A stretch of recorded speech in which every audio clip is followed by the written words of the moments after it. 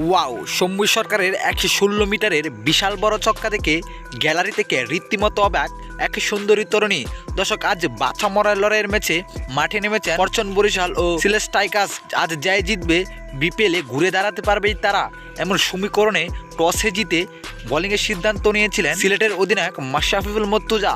হয়তো বোলিংয়ে নেমেই শুরুটা ভালোই করেছিলেন সিলেট, কেননা শুরুতেই প্রথম ওভারেই তামিম ইকবালকে এলবিডব্লিউর ফাঁদে ফেলে আউট করে টেবিলে এনে ফিরিয়েছিলেন সিলেট স্ট্রাইকার্স।